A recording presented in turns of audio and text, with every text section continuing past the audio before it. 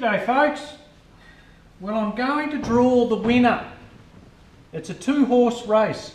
I've had 2 guys comment they're interested in the MSD 2-step. So we're going to flip a coin over it. It's Monster Mechanic versus Pro-Charge Mopar. So good luck guys. Great little setup, and I hope whoever wins it can use it and really enjoy the potential of the old 2-step. I could actually build 4 pounds of boost at around 3,000 revs.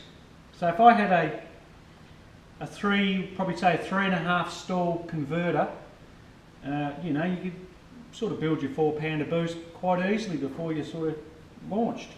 So I can actually on the converter of mine to 2.5, and really I can only flare to about 2.1 on the brake, so I can only manage it. It was a bit over a pound of boost and that was it.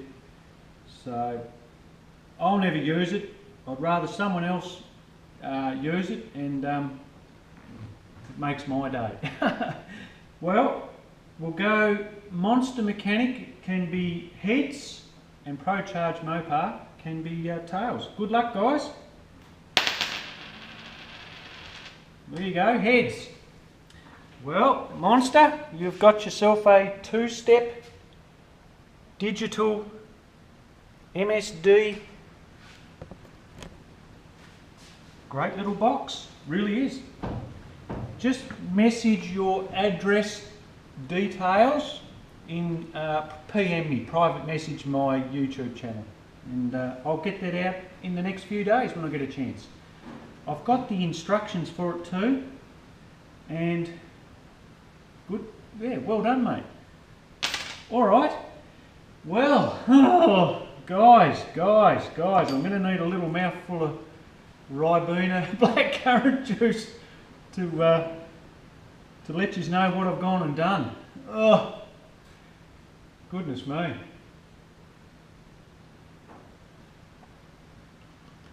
It's been bloody warm here today. Nearly 32 degrees, got to. Well guys, I've gone and said what I wouldn't do in the last vid, and I've pulled out the bloody dashboard. The gauges and everything. So, the more I got looking under the wiring guys and started pulling it out, and well, the wiring, and sort of trying to, it was a shocker, the wiring. It was terrible. So there was bare wires. I actually had a short in it. There was, I wasn't sure, I think it was to the interior light and the accessories in that department that I couldn't have put a fuse in. It just kept blowing.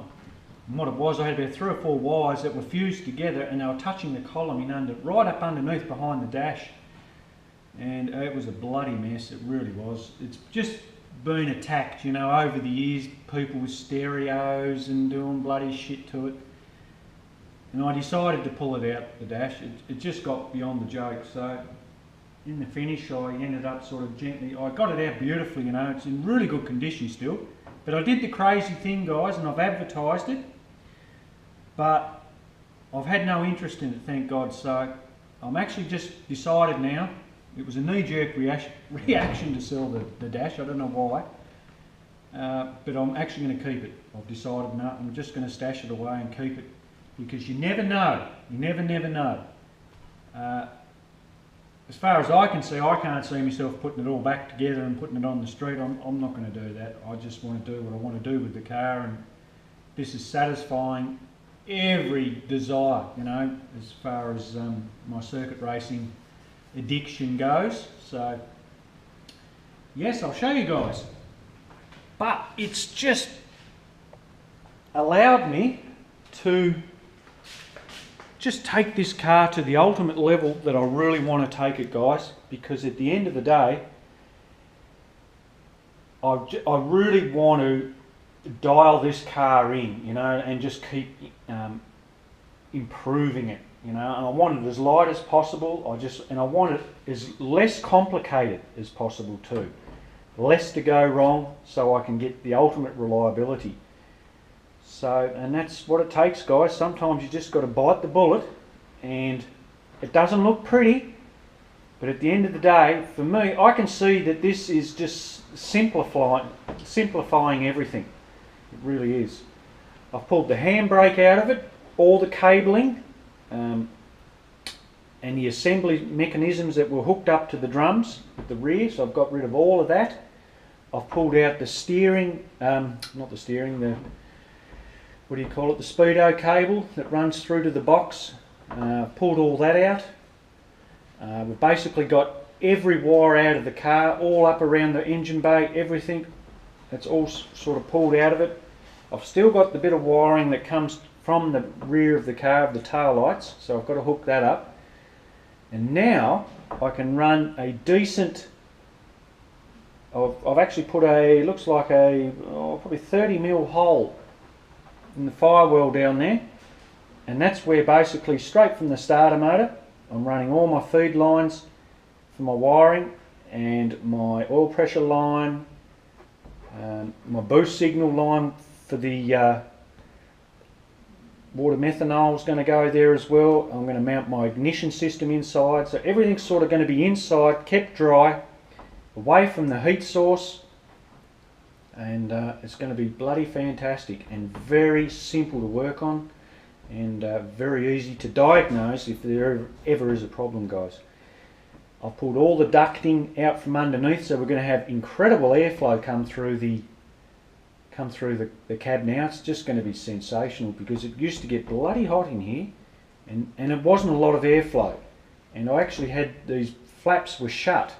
So now we're going to encourage, I can have the windows, the back windows sort of cracked down a little bit, you know, 3/4 or a quarter open, and you will just get an incredible amount of airflow once we're cruising along.